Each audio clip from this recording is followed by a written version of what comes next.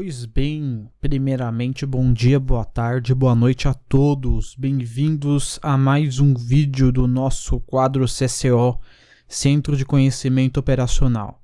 Eu sou o Jean, dono aqui do canal São Paulo sobre Trilhos, e hoje nós vamos apresentar esse vídeo que demorou um tempinho para sair, mas ele saiu. CCO 42, Conhecendo o Expresso Turístico.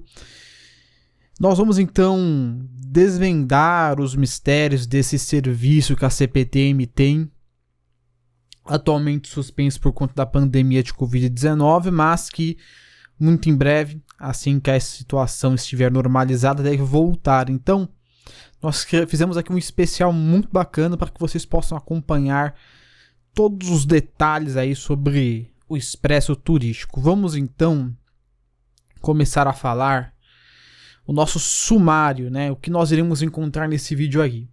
Nós vamos falar sobre trens, sobre a tripulação desse trem, certo? Pessoas ali que estão fazem parte do trem, né? Os roteiros, ou seja, as rotas de viagem, para onde esse trem vai, e o embarque, que é como você entra nesse trem aí, né? Essa foto, para quem não sabe, é do Expresso Turístico lá em Jundiaí, né? Se eu não me engano, é uma das primeiras viagens desse trem. Muito bem, então vamos sem mais delongas, porque o pessoal mais gosta que é trens. Então, nós vamos falar primeiramente sobre uma frota fixa que o Expresso Turístico tem, certo? Essa frota fixa, ela é composta de uma série de locomotivas e de alguns carros de passageiro. Nós vamos entrar em detalhes sobre esses carros e sobre as locomotivas em breve. E também uma frota futura, entre aspas, certo? Porque algumas eram planejadas para operar no turístico, outras até têm a chance de operar, mas por enquanto sem assim nenhuma perspectiva. Então, nós vamos falar agora da nossa frota fixa de locomotivas do Expresso Turístico, começando aqui por essa que é a mais icônica das locomotivas, né? A MLW RS3, né? Muito apelidada e muito chamada por vários de Alco RS3, certo? Existe um equívoco que se criou em relação a essa locomotiva aqui, que é o seguinte: Alco é a sigla para American Locomotive Company, enquanto MLW é Montreal Locomotive Works, certo? Essa locomotiva em questão é uma locomotiva herdada da Rede Ferroviária Federal, que foi herdada da antiga Estrada de Ferro Central do Brasil. E esta locomotiva, segundo os dados que foram recolhidos ali por vários especialistas e pesquisadores da área, dizem que essa locomotiva não fez parte do lote das Alco, mas sim parte do lote das locomotivas canadenses. Então, só para constar, essa aí é uma locomotiva canadense, potência 1.600 cavalos, certo? 1.600 horsepower, HP, certo? O ano de construção dela é 1952, existem algumas divergências para mais em relação a essa data, já que foram entregues várias dessas locomotivas, e a procedência, como eu já bem disse, é uma locomotiva canadense. Nosso próximo trem que compõe a frota do Expresso Turístico é a nossa também muito clássica e quase que dominante ali nos trechos de carga, a locomotiva General Electric U20C, certo? Essa daí que as pessoas veem muito pouco operando no Expresso Turístico, certo? Mas ela já chegou a operar algumas vezes, inclusive em situações emergenciais, certo? É uma locomotiva com a potência de 2.020 cavalos, certo? Construção um pouco mais recente, 1981, é uma das locomotivas mais assim populares do Brasil, e é uma locomotiva que, por ser popular no Brasil, teve que ser construída no Brasil, certo? Pelo menos a grande maioria dos modelos foram construídas aqui no Brasil. Nosso próximo... Opa! Pula não! Nossa próxima parte aqui, então, a gente vai falar da frota fixa de carros, primeiramente. Então nós temos aí esse primeiro carro, que é um carro Mafferza série 1000, certo? Capacidade dele de 88 passageiros todos sentados. O ano dele de construção é 1962, fabricado no Brasil pela própria Mafferza, né? Material Ferroviário S.A. Ela foi adquirida ali para operar na antiga Estrada de Ferro Araraquara e hoje ele está sob a responsabilidade da ABPF, que é a Associação Brasileira de Preservação Ferroviária. Né? No caso, a dona da detentora atual desse carro é a ABPF, mas geralmente quem cuida dessa parte de manutenção, limpeza, são as equipes da CPTM, certo? Nós temos desse carro 2 modelos diferentes, e esse é um ponto que é muito importante explicar, inclusive quando você for comprar a sua passagem do Expresso Turístico. Você vai perceber que quando você for comprar a sua passagem, vai ter 2 informações. Você pode comprar as passagens no carro PI ou no carro SI, ok? Mas afinal de contas, o que significa isso? O carro PI é um carro de primeira classe, enquanto o carro SI é um carro de segunda classe. Na minha experiência como usuário do Expresso Turístico, já andei nos 2 carros já, não tem muita diferença entre eles. A única diferença mesmo que você pode averiguar são os bancos. No caso do carro primeira classe, o PI, no caso aí o 3253, você tem poltronas, certo? Enquanto no carro SI você tem bancos, diríamos, com um acolchoado, né? Não chega a ser aquela poltrona ali toda bonita, né? Então, quando você for comprar sua passagem do Expresso Turístico, se atente a essa questão. Você prefere ir ou numa poltrona ou, se não, nesse acolchoado aqui. O conselho que eu dou é o seguinte: se você for uma pessoa ou 2, uma dupla ou um casal, quem sabe, prefiro o carro PI, porque ele é um carro assim que a poltrona é muito boa, ele tem uma ergonomia assim excelente. E o carro SI, no caso, ele tem uma vantagem se você for com mais de 2 pessoas, né? For com 3, 4, porque você consegue virar o banco do carro SI de forma que ele fique virado de costas ou de frente. E dependendo da situação, você pode ficar de frente com seus amigos ou convidados, né? O que faz com que esse carro SI seja um carro assim mais social, por assim dizer. Essa é a minha dica em relação à questão dos carros. Não podemos esquecer também do nosso querido vagão bicicletário, certo? O vagão bicicletário, ele foi um carro de um trem, modelo da série 1600, convertido em vagão bicicletário. Esse carro é o B618, para quem tem curiosidade, certo? Você pode pesquisar aí na interwebs, não sei se vocês vão achar, mas o número do carro em questão é o B618 da antiga série 1600. Tem uma capacidade para 45 bicicletas.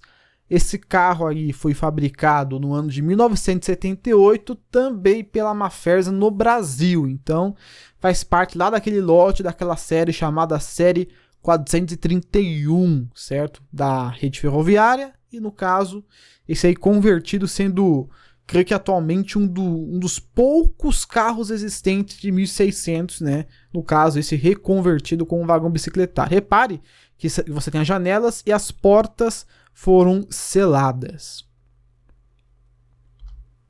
Aqui está o interior do vagão bicicletário. E o legal do vagão bicicletário... tomar minha água, né? É que você tem aqui as baias, as bicicletas, certo? Tudo bem organizado. E o interior desse vagão bicicletário, ele é praticamente o série 1600 sem bancos e com as portas seladas, né? Você repara no teto do salão, nas luminárias, nos ventiladores de teto, no perfil das janelas. aquele espaço para a folha da porta que está um pouco destacado. Então, esse é praticamente o carro da série 1600 que não tem banco. Então, é uma maneira muito boa de você preservar o material ferroviário, né? Sem assim você distorcer muito as características dele. Então é um carro assim muito bacana e que viaja em algumas viagens do Expresso Turístico. Agora, nós vamos falar da frota futura. Você sabia que o Expresso Turístico teria uma frota adicional? Eu acho que muitos não sabiam disso, então essa parte aqui é muito bacana para vocês verem. A primeira locomotiva que a gente vai falar aqui é a nossa querida alemãzinha, né? Locomotiva modelo Lil D2S, certo?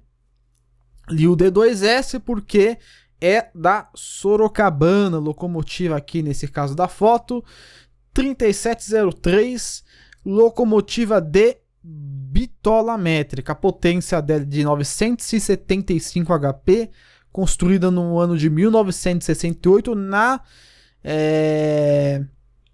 República Democrática da Alemanha, né?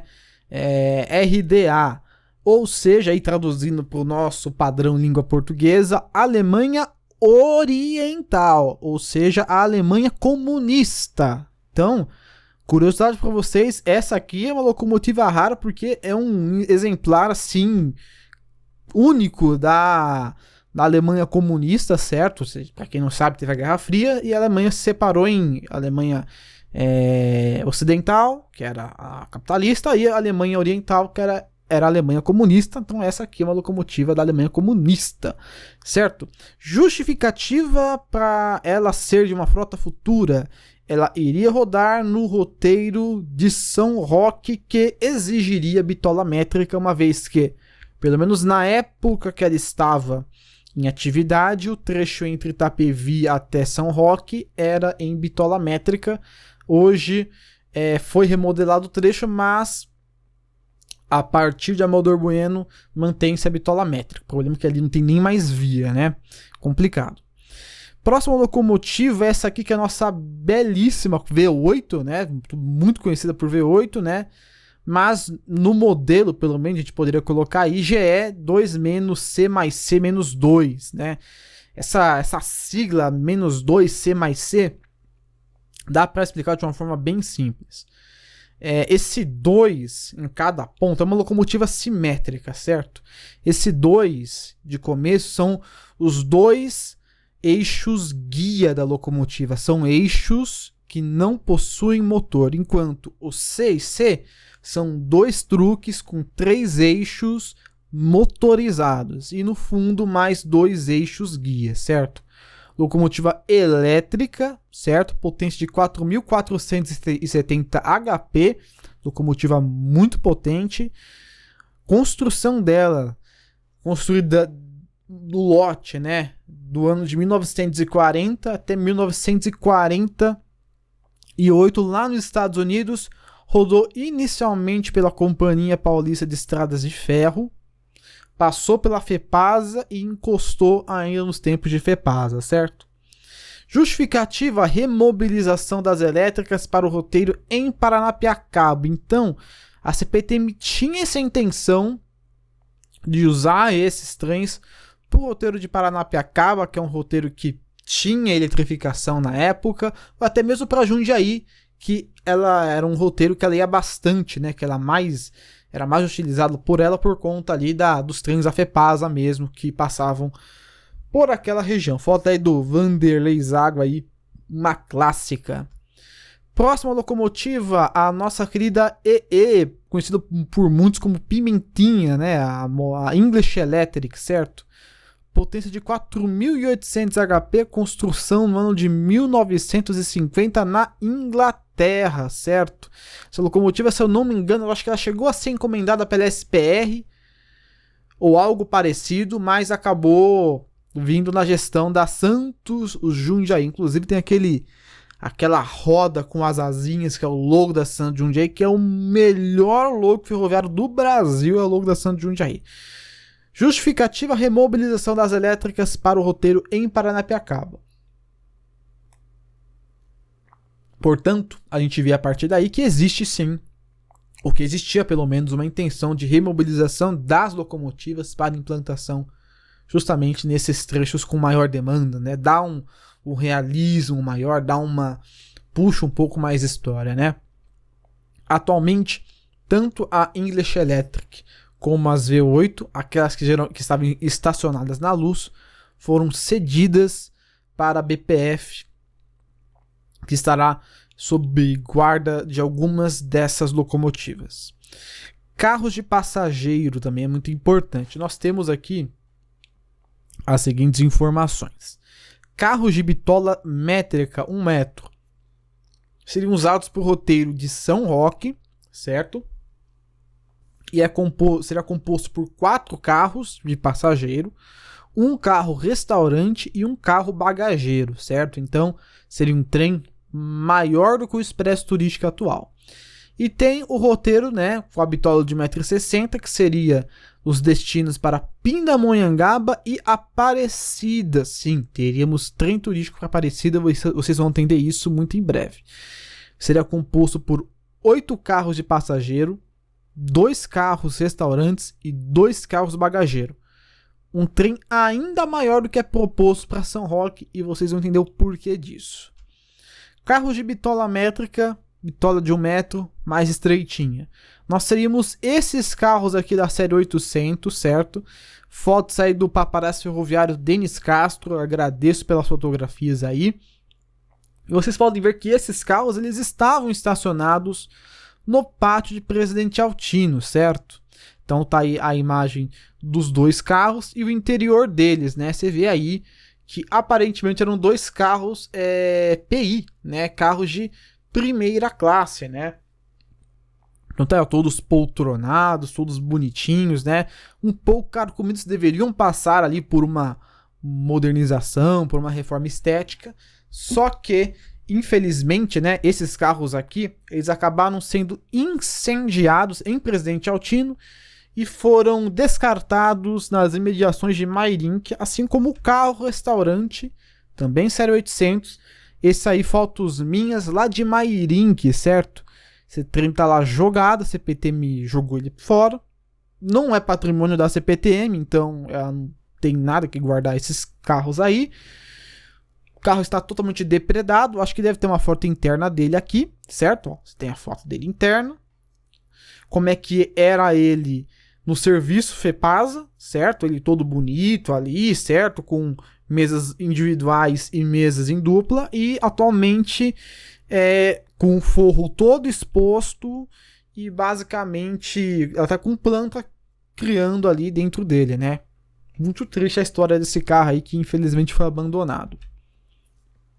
Temos também o carro bagageiro de bitola métrica, foto, se não me engano, também feita por mim lá no pátio de Mairink, certo? Esse carro aí, como é que ele era antigamente, né? Ó, todo bonito, laminado, certo? Carro bem interessante. E como é que ele ficou aí com o tempo praticamente detonado, né? Agora nós vamos falar sobre os carros de bitola larga, os carros para os destinos de Pindamonhangaba e Aparecida. Primeiro nós temos aí os carros da série 500 de bitola larga. Seriam sim os carros do trem de prata. A CPTM fez um estudo para a utilização dos carros do trem de prata no expresso turístico de Pindamonhangaba e Aparecida.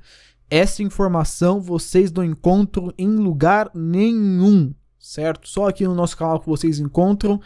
Eu tive acesso ali nos meus tempos de CPTM a várias informações muito interessantes e uma dessas informações eram essas, de que os carros para o expresso de Aparecida seriam carros do trem de prata. Então nós temos o modelo bagageiro do trem de prata, que é esse daqui que vocês veem na foto.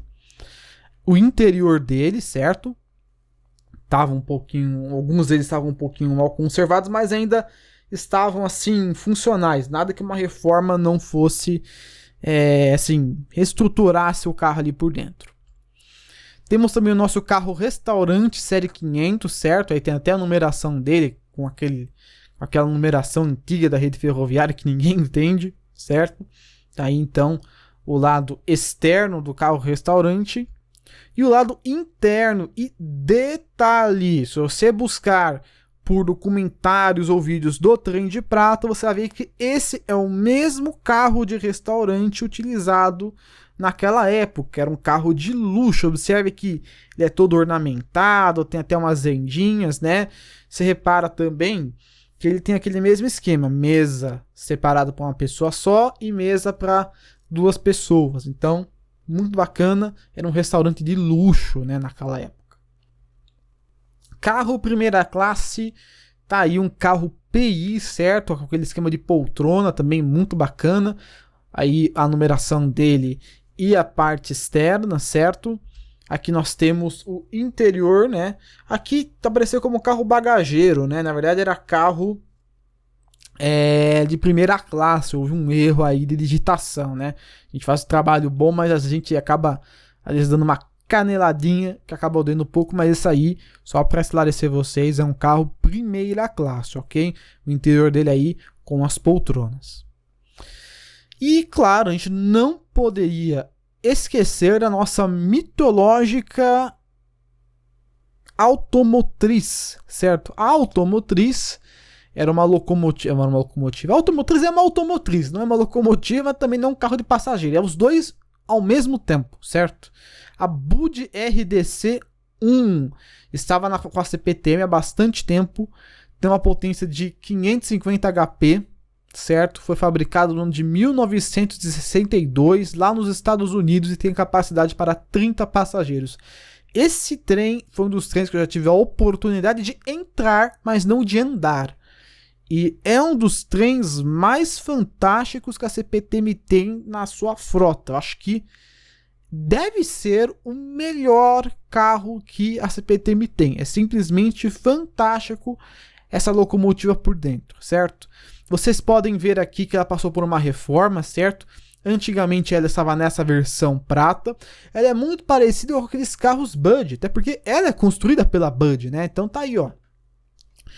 Uma cara assim de série 101 com série 1600, né? 1400 com essa janelão no meio, né? Com essa porta, enfim.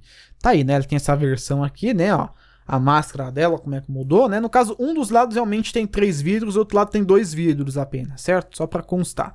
CPTM número 1. Aqui a gente tem a lateral dela, a antiga lateral que era a prata e a lateral atual, que é essa lateral toda estilizada, certo?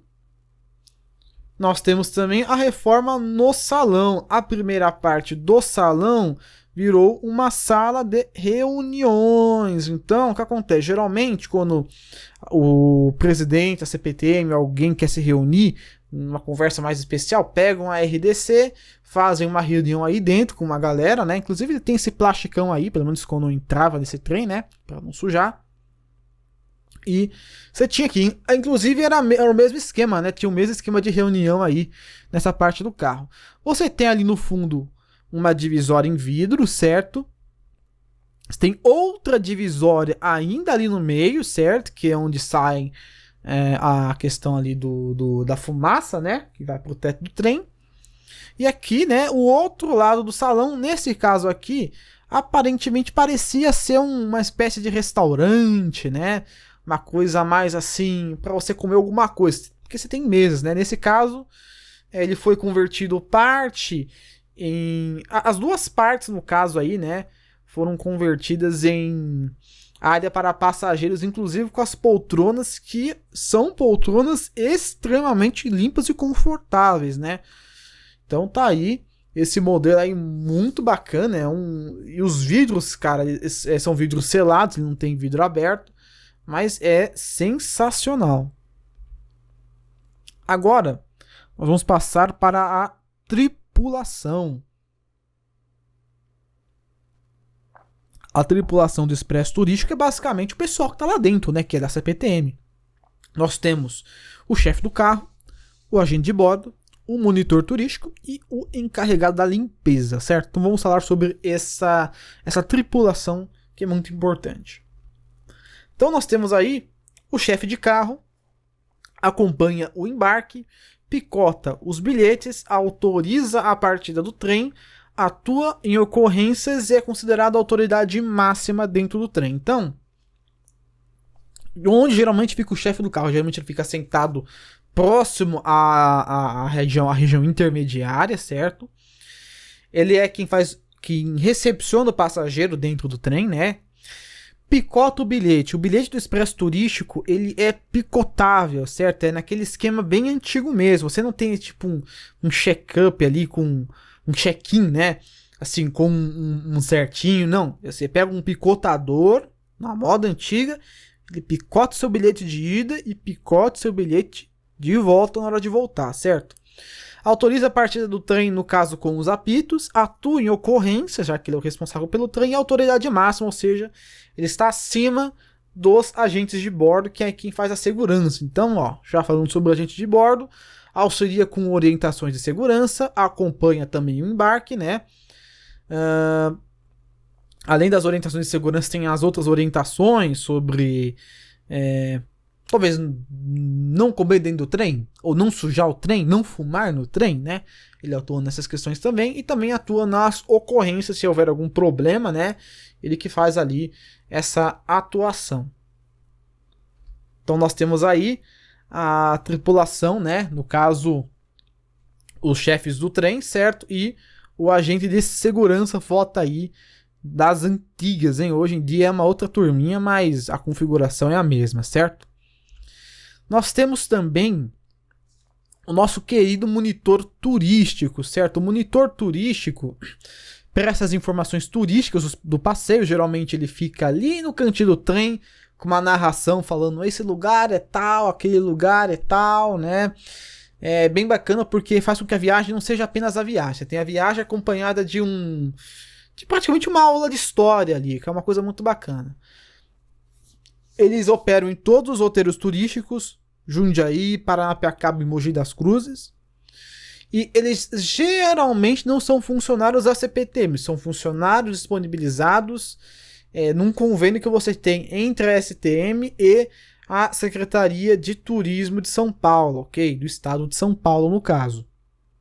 Cabe lembrar que durante um período, às vezes pode acontecer de você ter ali alguns funcionários especiais, como houve no meu caso em uma das viagens do turístico, em que estava a equipe da Memória Ferroviária, que é um grupo acadêmico, pessoal sério ali da Unesp de Rosana. Aliás, um abraço aí pro Everton, não sei se ele vai ver esse vídeo, mas se ele ver, ele deve saber ali que ele atuou como monitor do Expresso, né? É fantástico o trabalho que eles desempenham. Eles fazem com que a viagem não seja só a viagem, seja também uma aula de história sobre trilhos. E encarregado da limpeza, que também é muito importante, valoriza o pessoal da limpeza, porque se não fosse o pessoal da limpeza, a gente não teria os carros tão limpos como a gente tem hoje, né? São pessoas muito importantes. Claro, garanta a limpeza de todos os carros, de todo o ambiente, e opera, né, de forma igual na plataforma da ação de Paranapiacaba, né?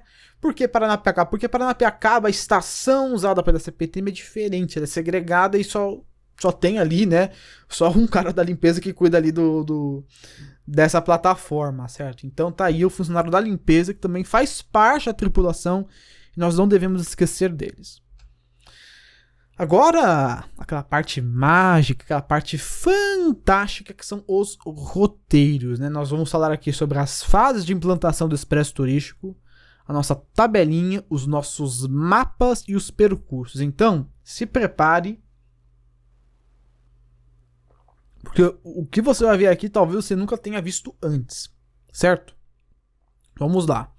Fases de implantação. Você sabia que o Expresso ele teria 2 fases de implantação?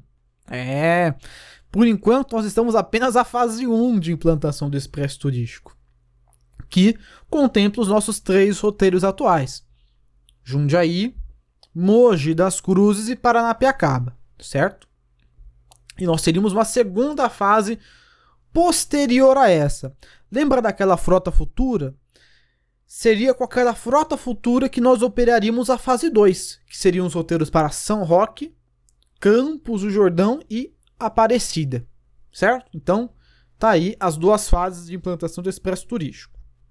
Nós temos então nossa tabelinha resumindo tudo para vocês. Que maravilha, né? Então vamos fazer aqui a nossa nosso pequeno resumo, ó, teremos os nossos roteiros de um dia e os roteiros de final de semana, né? A gente tem o trem ali São Paulo-Jundiaí, certo? 60 km, 1 hora e pouco. O trem aqui o de Mogi, que passa pela linha 11 e 12. O trem da linha 10 para Paranapiacaba. O trem da linha 8, São Paulo-São Roque, é o trem do vinho. Os roteiros de final de semana, que no caso seriam São Paulo-Campos do Jordão. Aí nós temos o trecho da linha 12 com o trecho da MRS, ramal Paraty, certo? E nós temos essa opção aqui de São Paulo-Pindamonhangaba ou Pindamonhangaba-Campos do Jordão. Tem um esqueminha aqui nesse trem, que é um pouquinho diferente, tem uma integração, né? Eu vou explicar posteriormente. E nós temos também aqui, né, o trecho São Paulo-Aparecida, que eu acho que seria o trem de ouro da CPTM, né? Pena que ele não foi implantado ainda. Mas vamos falar aqui sobre os mapinhas, aqui o nosso mapinha sobre os trechos, né? Nós temos aqui a oeste São Roque, norte Jundiaí, sul Paranapiacaba, leste Mogi. E aqui, ó, em azul, bem clarinho, ó, nós temos o roteiro Pindamonhangaba, Aparecida e EFCJ, Estrada de Ferro Campos do Jordão, né? Onde haveria uma integração ali com a EFCJ. Agora vamos aos roteiros propriamente ditos, vamos entrar com mais detalhes sobre eles. Primeiro roteiro, São Paulo-Jundiaí, conhecido como Trem Circuito das Frutas, certo?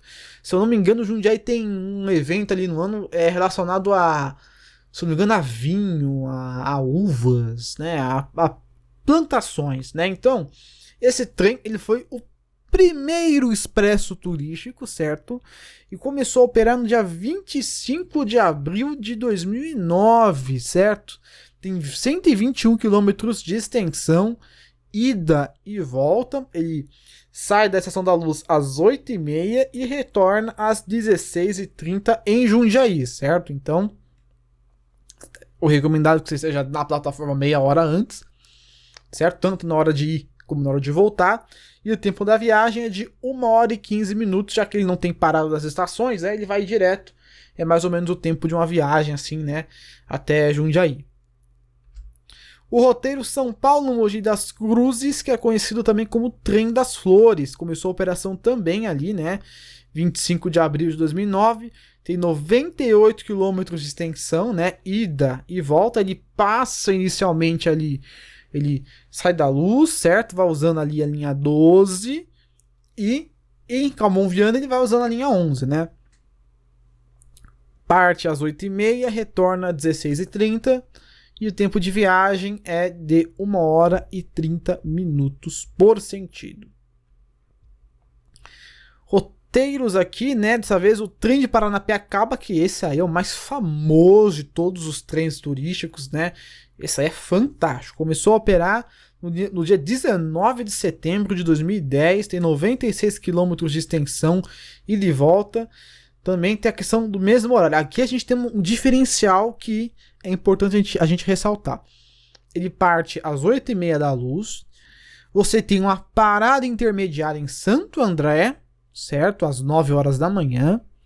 E retorna de Paranapiacaba às 16h30, também parando em Santo André ali no retorno, e depois encosta na Luz e acabou a viagem. 1h30 de viagem por sentido. Então esse trem, a gente tem essa curiosidade que é o único trem turístico que teria uma parada aqui no meio. Em outros trens a gente também tem parada, só que são paradas um pouco esquisitas, que a gente vai explicar agora. No caso dos trens futuros, o Trem do Vinho São Paulo-São Roque, esse aqui que deve... Nossa, não tem como eu me expressar direito com esse trem. 128 km ida e volta. Esse trem ele tem algumas características interessantes. Primeiro, ele partiria da Luz às 8 horas. Eu acharia, opinião pessoal, que fosse melhor ele partir de Júlio Prestes. Mas, tudo bem, parte da Luz. Às 9 horas, você tem que fazer uma baldeação em Itapevi. Isso é a coisa complicada desse roteiro do turístico. Por quê? Você vai fazer todo mundo sair do trem para embarcar num trem. Porque o que acontece? O trem, se ele tá na Luz, ele vai ter que ser de bitola larga. Você vai com o pessoal até Itapevi, limite da bitola larga antiga. baldeia o pessoal pro trem de bitola métrica e o pessoal vai até São Roque. Então, o tempo de viagem por sentido é 2 horas e 15, considerando que a gente tem ali, nesse tempo de 2 horas e 15, uns 15, 20 minutos para baldeação. Então, seria um pouco desconfortável. Eu creio que a CPTM talvez ia rever esse projeto, mas seria bom se ele fosse diretão, né? Aí você teria 2 alternativas, ou instala a bitola mista na linha 8, tudo de novo, né?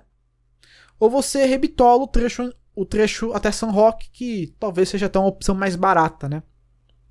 Dependendo da situação. Próximo trem, São Paulo, Campos do Jordão, trem da montanha. Também tem características muito interessantes. E de volta, 414 quilômetros. Esses são aqueles trens de 2 dias. Ou seja, você parte na sexta-feira, pode ser ou de tarde ou de noite, lá na Estação Luz, certo? Seria esse o esquema. Chegando na estação de Pindamonhangaba, você teria uma transferência para o trem da Estrada de Ferro Campos do Jordão, que é uma outra ferrovia aqui no estado de São Paulo, que opera, tem trem de passageiro regular, tem trem turístico, tem Maria Fumaça, tem de tudo ali, né? Você poderia fazer essa transferência para o trem, ou você poderia optar por um percurso rodoviário, certo? O retorno seria aos domingos, né? Com trajeto ferroviário ou rodoviário. Aí depende do que você acha, né? Do que seria mais viável. Então, você tem a opção de ir até Pinda, certo? De sexta de noite ou de tarde. Chega em Pinda, baldeação. Trem da Campos de Jordão ou rodoviário, geralmente ônibus. Passa o sabadão, aproveitando o Campos de Jordão. Chegou no domingão, né? De tarde, você pega o trem ou você pega o ônibus e volta para Luz. Tempo de viagem por sentido 6 horas e 45. Então, um trem de longo percurso, segundo a regra estabelecida, né, por lei federal, né, percursos ferroviários com mais de 4 horas de duração devem contar com carro restaurante. Então, eles seriam obrigados a servir o público dentro desses trens, ok?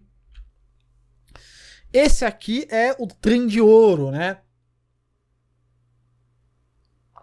O trem que deveria sair, mas ainda não saiu. Eu tenho fé que esse trem um dia saia, porque a demanda seria grotescamente grande. Trem São Paulo Aparecida, o trem dos Romeiros. Cara, a gente sabe que o Brasil tem uma massa assim, de católicos muito grande. Então, imagina você ir para Aparecida de trem. Cara, seria uma viagem fantástica. 379 quilômetros e de volta. Partida no mesmo esquema. Sexta-feira, geralmente, estava marcado ali, previsto 15 horas na Estação da Luz. Você chega na estação de Aparecida praticamente de noite, né? Curte todo o sabadão e de domingo, também às 15 horas, você volta de Aparecida para Luz, tempo de viagem 5 horas. Então, você parte às 3 da tarde e chega lá 8 da noite. Mesma coisa, parte lá 3 da tarde, chega aqui 8 da noite. Um horário bem interessante, bem bacana. Seria um trem assim fantástico. E tenho certeza que se a CPTM organizar bem com a MRS, dá para fazer um serviço assim sensacional. Só depende de boa vontade da gestão pública aliada com a boa vontade da MRS. Garanto que é sucesso na certa. Extras. Isso aqui é curiosidade. Coisas que talvez vocês não tenham conhecimento, né? Acho que poucas pessoas saberiam desses trajetos alternativos, que são os roteiros extras, os complementos ou expansão de roteiros propostos, certo? Nós temos aqui, então, 5 exemplos interessantes. Nós teremos o roteiro do Museu de Jundiaí, os parques temáticos de Louveira, a Estrada de Ferro Perus-Pirapora, o trem das estações tombadas e o roteiro Jundiaí Luz, certo? Vamos, então, começar com o roteiro do museu, né? O roteiro do museu, ele faria parada lá no Complexo Espasa, que é o Museu de Jundiaí, né? Ele fica 2 quilômetros depois da estação de Jundiaí da CPTM e o que seria necessário para a construção desse trem é simplesmente uma adequação ali no complexo Cepasa para que se criasse uma plataforma e um acesso, né? Inclusive, esse trem não virou notícia, porque a Prefeitura de Jundiaí estava pensando justamente em implantar esse modelo de trem, certo? Faz com que a pessoa não tenha que ficar ali isolada na estação, porque a estação fica ali num lugar isolado da cidade, né? Fica mais fácil ela parar no Complexo Cepasa, ela já para num grande centro cultural, além de ter acesso ali a vários outros lugares com uma facilidade muito maior. Então, seria uma coisa assim muito interessante acontecesse esse trem do Museu de Jundiaí. O próximo roteiro é o roteiro dos parques temáticos de Louveira, o que eu chamo de Expresso Hopi Hari, né? Por quê? Porque o Hopi Hari fica bem pertinho ali da estação de Louveira, né? Aqui no caso, né, essa extensão para os parques, para esse expresso dos parques temáticos, seria necessário ali que houvesse uma permissão da CPTM seguir 10 km após a estação de Jundiaí até a estação de Louveira, certo? Aqui tem um esquema que eu fiz no Google Maps mostrando a distância, né? Aqui eu não vou conseguir ver assim muito bem, mas ó, se você pegar aqui, você tem dois caminhos, ó. Se você for assim de carro ou ônibus, né? Você pode percorrer esse traçado da estação de Louveira até um Hopi Hari, um Wentworth Wild, né? Que é aquele parque aquático. Você pode percorrer esses percursos em coisa de 20 minutos. Ou seja, é um roteiro super viável. Já pensou se faz uma excursão de trem pro Hopi Hari? Cara, seria uma coisa fantástica, né? Você sai ali 8h30 da luz. Se a ida pra Jundiaí é mais ou menos 1h15, até mais 10 km daria o quê? Com um trecho livre, um pouco mais de 20 minutos no máximo. Então daria 1h30 de ida e volta. Mais 20 minutos, então você teria ali uma grande possibilidade de se divertir no parque, voltar a tempo pro trem e conseguir voltar, né? Então seria um roteiro muito bacana que, claro, se houver a parceria ali dos parques temáticos, da prefeitura, de empresas de carga que operam no trecho, que atualmente é a Rumo, seria um projeto muito bacana e que tenho certeza que faria muito sucesso.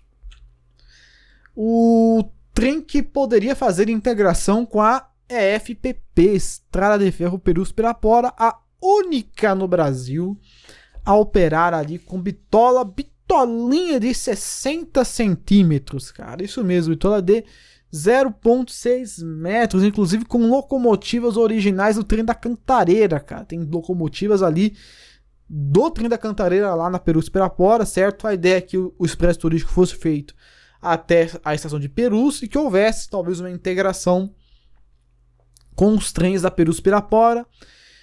Tem uma associação que cuida de lá. Eu creio que ela não tem assim tanta força, né, para reformar o trecho ou dar um jeito nas locomotivas, que são várias, né. Mas tem um trem que opera lá, né, uma coisa bem assim simplória, uma coisa quase que simbólica, né. Então seria muito interessante para promover justamente esse roteiro que fala muito sobre a nossa cultura industrial, né. Tem muita coisa ali que remete ao patrimônio industrial, que é muito bacana. Principalmente a fábrica de cimento lá, né? A Perus Portland, né? Fábrica ali fantástica e icônica na região. Por último, nós temos o roteiro das estações tombadas, né? A ideia é que a CPTM fizesse um roteiro passando só pelas estações tombadas, né? Como isso seria feito, ninguém sabe, porque isso implicaria, com certeza, no tráfego de passageiros ali das estações, no trem metropolitano convencional. Então, esse roteiro ele foi cogitado, mas provavelmente seria um roteiro assim que não faria muito sentido, né? Justamente por poder prejudicar o trem de subúrbio, né? O trem de passageiro que passa aí na linha 710. Claro, a ideia seria parar nas estações antigas da SPR, no caso, Jundiaí, Várzea Paulista, Franco da Rocha, Caieiras, Perus, Xaraguá, Ribeirão e Rio Grande da Serra, né? Se daria certo ou não, não sei dizer, mas eu acho que esse roteiro tem uma função bacana, que é mostrar a arquitetura das estações antigas da SPR, né? Mas poderia trazer alguns prejuízos, infelizmente.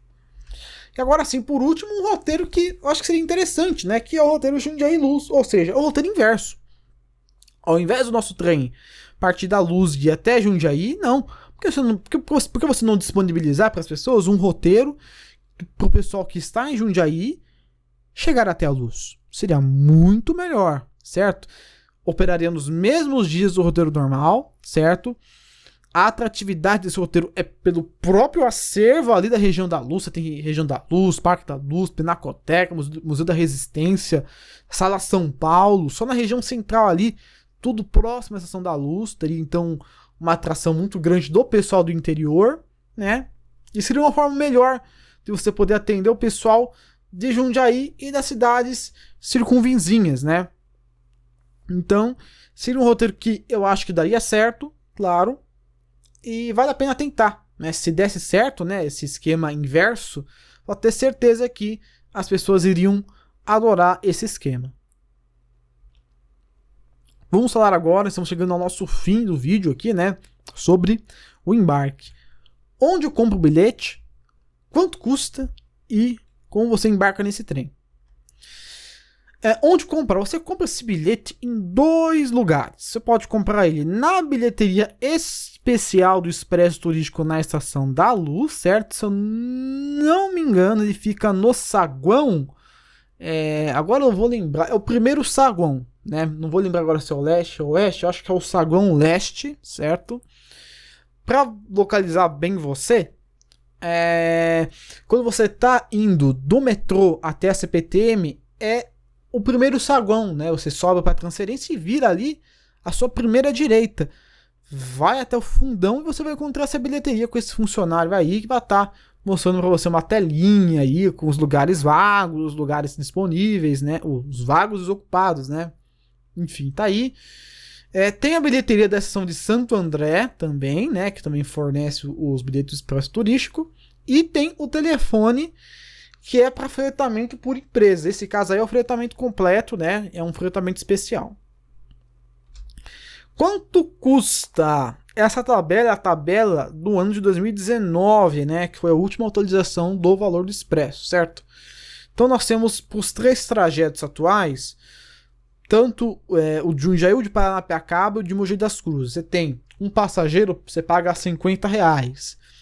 Um passageiro com mais um acompanhante paga 82.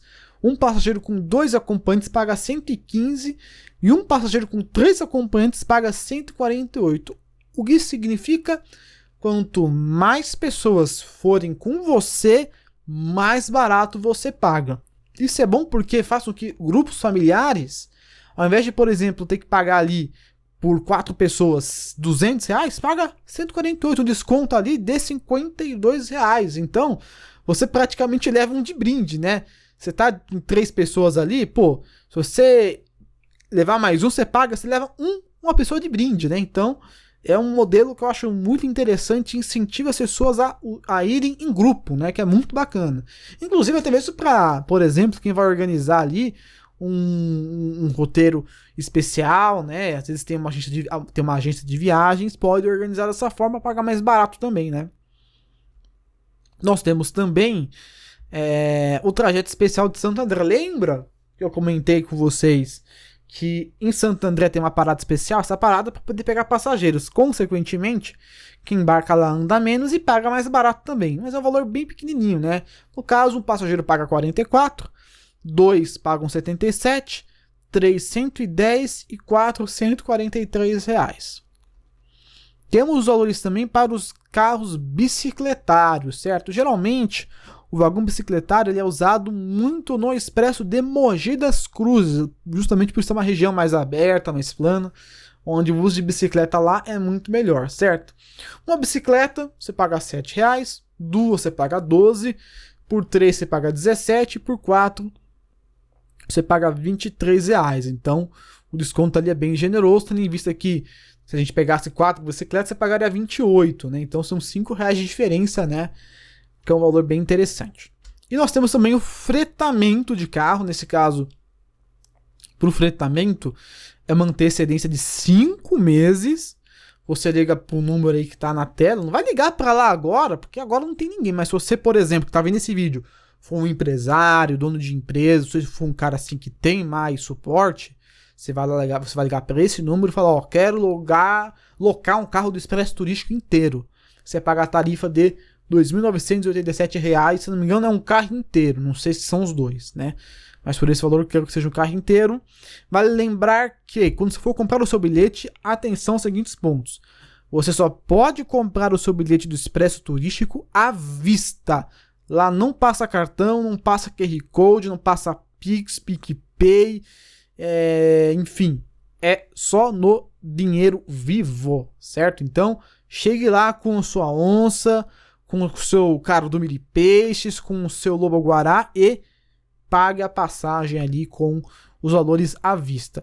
E é importantíssimo também falar que é necessário o nome dos passageiros para a compra das passagens, sendo que não é permitida a compra anônima, ou seja, a CPTM ela quer ter ali registrado quem são as pessoas que vão entrar ali no trem. Claro que eles vão mandar também um cadastro, e-mail, telefone, é importante, né? Vai ter um cadastrinho fácil ali para você.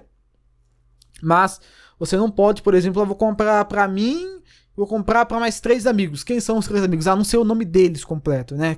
Aconteceu comigo uma vez, tive que ir ralar para poder pegar o nome do pessoal. Então, vale a pena falar sobre isso aí. Tenha o nome de todo mundo quando você for comprar as passagens, ok? Aliás, até porque, se não me engano, vem o nome das pessoas nas passagens. Então, é algo muito importante. E aí, entrando no trem, né? Tem 2 fotos aí, né? Uma foto do trem que é usado numa das minhas viagens. Acho que essa aqui foi a minha 3ª ou a minha 4ª viagem pro Expresso Turístico. Fui no Expresso Turístico 4 vezes, então. Todas essas para Paranapiacaba, então sou manjador de como funciona o Expresso. Tá aí o trem, né? O pessoal tirando foto. Geralmente uma plataforma fica inteiramente isolada só pro turístico, né? E aí o carro de passageiro, né? No fundo. Aí vazio, você... Assim que chegar lá, se o chefe do carro tiver liberado o trem, né, você embarca e se acomoda. Lembrando, né, que o carro do Expresso Turístico, ele é poltronado. Então você comprou sua passagem, você escolhe o seu lugar, se é janela, se é corredor, né. Se for duplinha, você pode revezar com a pessoa, né, pra não ser tão chato. E você vai lá e, pum, só lá, compra e se divirta, né. E é isso aí. Esse foi o nosso vídeo do Expresso Turístico. Ele deu trabalho para fazer, mas até que foi bacana de apresentar ele, né? Trouxe informações assim diversas, algumas inéditas. Então, esse vídeo aqui é o tipo de vídeo que dá trabalho para fazer. Então, deixe sua curtida e se inscreva no canal. A melhor forma que você tem de apoiar esse trabalho aqui, que é algo totalmente gratuito, você não paga nada por isso daqui, certo? Você também contribui para que essa informação seja cada vez mais divulgada e que as pessoas tomem conhecimento, procurem conhecer o Expresso Turístico e visitar, né, comprar sua passagem assim que ele voltar, certo? Eu agradeço a todo mundo que assistiu até aqui. Provavelmente é um vídeo longo, eu não sei quanto tempo ficou, mas independente do tempo, esse é o resultado aí do meu esforço de alguns meses, ok? É isso aí, eu fico por aqui e até o nosso próximo vídeo.